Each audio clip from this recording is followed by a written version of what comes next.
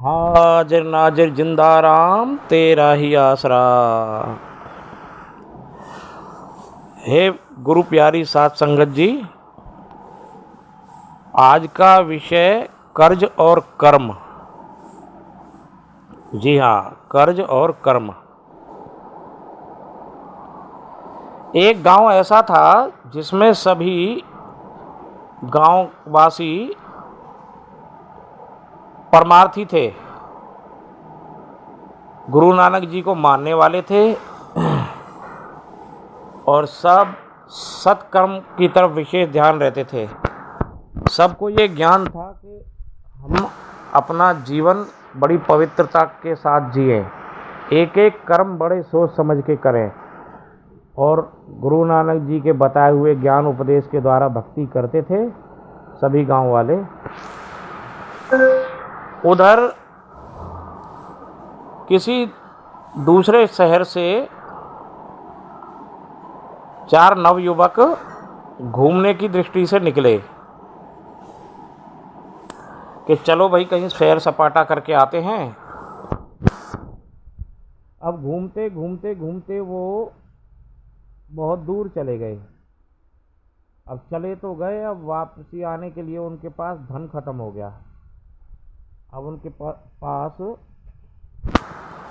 पर्याप्त धन नहीं था जो वो अपने गांव वापस आ सके। तो कोशिश करने लगे कि पैदल पैदल चल के देखते हैं कुछ कितनी दूर चला जाता है। तो पैदल पैदल चल के वो चारों उसी गांव में आ गए जिसमें सारा गांव गुरु नानक जी का भक्त था। तो उस गांव में आके उन चारों ने क्या देखा, खेत के किनारे खड़े होकर देख रहे हैं कि एक किसान और उसका बेटा खेती कर रहे हैं, हल जोत रहे हैं। तो हल जोतते जोतते किसान के लड़के को चक्कर आया और किसान का लड़का वहीं पर प्राण छोड़ गया। अब किसान ने अपने लड़के की हालत देखी और देखा, अरे ये तो सतगुरु को प्यारा हो गया। देखा तो अपना शरीर छोड़ चुका था। अब इधर ये चारों बहुत भूखे थे। ये चारों आए, उन्होंने देखा कि बाबा ये क्या हुआ, इस भाई को क्या हुआ। कहता है ये मेरा लड़का था और अभी अभी इसने शरीर छोड़ा है। आप लोग कौन हो? बाबा हम ऐसे ऐसे ऐसे दूसरे शहर से आए हैं, घूमने आए थे, हमारा धन खत्म हो गया। अब हम वापस आ रहे थे पैदल पैदल, तो अब हम इस गांव में आए तो देखा आपको खेत में, अभी तो ये काम कर रहा था आपके साथ। हाँ, इसको अभी अभी चक्कर आया और इसका शरीर पूरा हो गया। अच्छा, तो तुम बताओ तुम कैसे? फिर बाबा हम बहुत भूखे हैं, हम ये सोच के आपके पास आए थे, पर यहाँ तो हमने देखा आपका लड़का ख़त्म हो गया, यहाँ तो दूसरी कहानी बन गई। तो बुज़ुर्ग किसान ने उनको झोपड़ी में से पानी ला के पिलाया और अपने घर का पता दिया कि तुम जाओ वहाँ मेरे इस लड़के की बहू है, उसको बोलना मैंने भेजा है तो आपको खूब भोजन करवाएगी। तो भोजन प्रसादा छक के ही आप आगे अपने गांव में जाना। तो वो चारों बहुत भूखे थे, उन्होंने सोचा हाँ भोजन तो करना ज़रूरी है। तो किसान बुज़ुर्ग ने जो पता दिया था उस पते पे वो पहुंच गए वहाँ उसके यहाँ। वहाँ देखा तो उस जो लड़का नौजवान मरा था उसकी बीवी को सब कुछ बताया कि मुझे उन बुज़ुर्ग बाबा ने भेजा है और हम चारों बहुत दूर से आए हैं, भूखे हैं, और आपके जो पति हैं वो अभी अभी शरीर छोड़ गए हैं। और क्या आप ऐसी स्थिति में हमें भोजन करवा पाएंगी? तो नववधू ने कहा, जी अवश्य अवश्य, आप बैठिए, अतिथि देवता बैठिए और भोजन हम पूरा करवाएंगे। सतगुरु का दिया हुआ, बाबा नानक जी का दिया हुआ सब कुछ है, कोई दिक्कत की बात नहीं, प्रेम से प्रसाद छकिए। चारों ने प्रेम से भोजन किया। चारों ने पूछा कि बहन जी आप एक बात बताइए, आपको आपके पति की मृत्यु की खबर मिली, आपको बिल्कुल भी दुख नहीं हुआ? उधर वहाँ बाबा को भी तनिक रत्ती भर भी दुख नहीं हुआ? आप ये कैसी लीला है? वरना ऐसी स्थिति में तो सबको अपनी अपनी पड़ी रहती है। तो उस नववधू ने कहा कि देखिए भैया, यहाँ सब ये शरीर और हम सब मालिक के ही तो अंश हैं।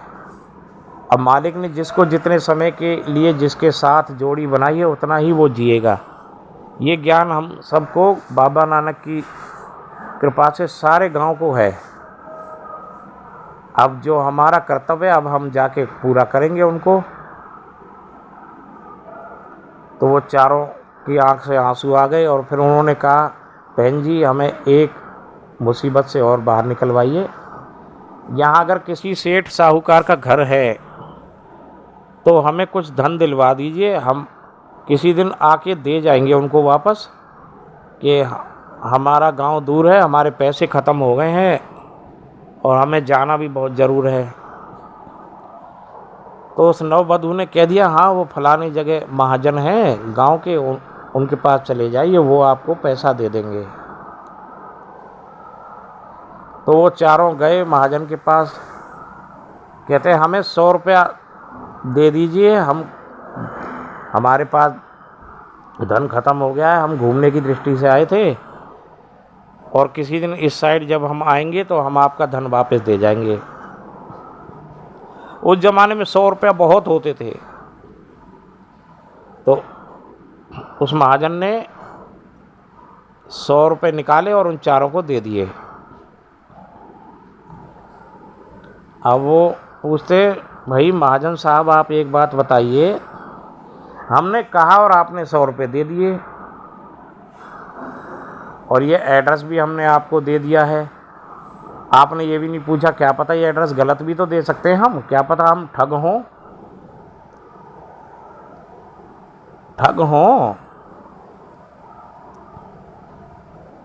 कह रहे भाई आप तो बहुत सज्जन इंसान लगते हो, हम आपसे ऐसे नहीं कर सकते, आप ये अपना 100 रुपया पकड़िए, हम किसी और से ले लेंगे। कह रहे जैसी सतगुरु की मर्जी, उन्होंने 100 रुपया वापस ले लिया अपना।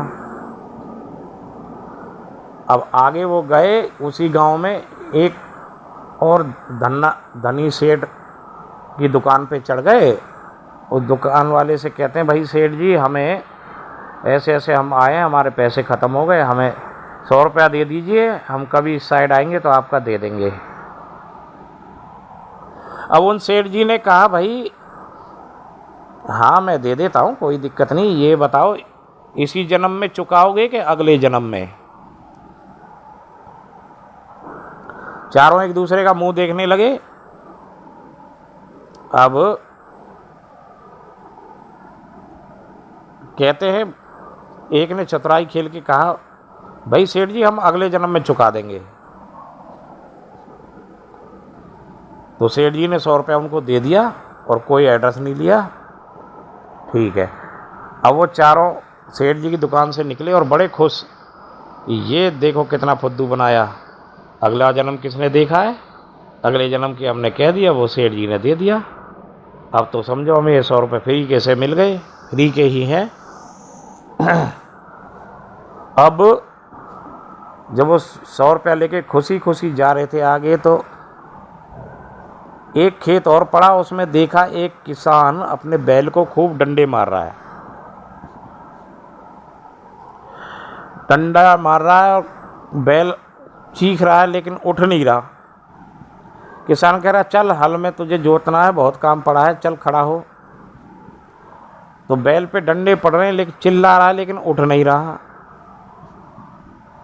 चारों ने ये दृश्य देखा तो किसान की जो घरवाली थी वो भी भक्तन थी, बड़ी नाम की कमाई की हुई थी उसने। वो आई और उसने बैल के कान में कुछ कहा तो बैल तुरंत उठ खड़ा हुआ, तुरंत उठ खड़ा हुआ और हल में जुत के और किसान के साथ खेती करने लगा। अब वो चारों उस किसान की घरवाली के पास आए कि माता जी आप हमें एक बात बताइए, अभी हमने देखा कि इस बैल को खूब डंडे मार रहे थे वो बुजुर्ग बाबा और ये बैल उठ नहीं रहा था, फिर आपने आके इसके कान में कुछ कहा और ये तुरंत उठ खड़ा हुआ और अब काम भी कर रहा है, देखो। तो ये क्या रहस्य है माता जी, हमें समझाइए। भाई कुछ रहस्य नहीं है, मैंने इस बैल के कान में सिर्फ इतना ही कहा, भाई देख तेरा पिछले जन्मों का कर्जा था हमारा, तूने देना था, पिछले जन्म में जो तू लेके गया था तूने देना था। तूने चतुराई खेली और हमारा कर्जा नहीं दिया था पिछले जन्म में, धोखा करके तू ले गया था हमसे। इस जन्म में तू बैल बन के आया और बैल बन के भी तुझे हमने खरीद लिया। अब तुझसे इतने सालों से हम सेवा करवा रहे हैं, अपना कर्जा वसूल कर रहे हैं। तो जब तू 90% कर्जा दे चुका है, अब 10% कर्जा रह रहा है। जब 90% तूने चुका लिया हमारी सेवा करके, डंडे खा के, खेत में मेहनत करवा के, तो अब 10% के लिए अगला जन्म क्यों लेना चाहता है? उस 10% को अगले जन्म में क्यों भोगना चाहता है? अगले जन्म में फिर आएगा, चाबुक खाएगा, डंडे खाएगा, फिर मेहनत करेगा हमारे साथ। अब 10% रह गया, इसे भी अभी चुका दे। तो मैंने इसके कान में सिर्फ इतना ही कहा, इसको समझ आ गई और ये उठ खड़ा हो गया और काम कर रहा है। कह रहा है माता जी इस गांव के इंसान तो इंसान, जानवरों को भी इतनी समझ है?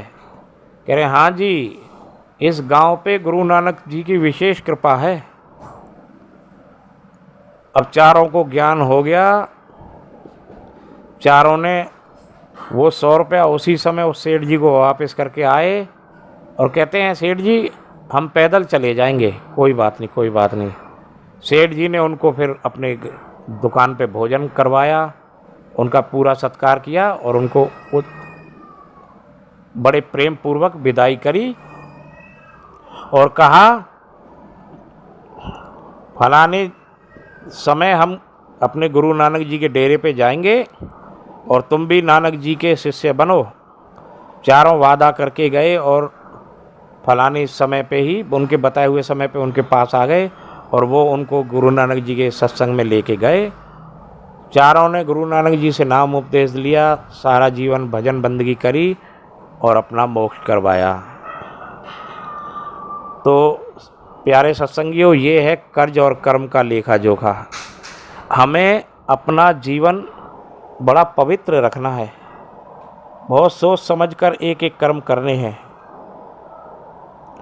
इस कथा से, इस कहानी से हमें यही शिक्षा लेनी चाहिए। हाजिर नाजिर जिंदा राम तेरा ही आसरा।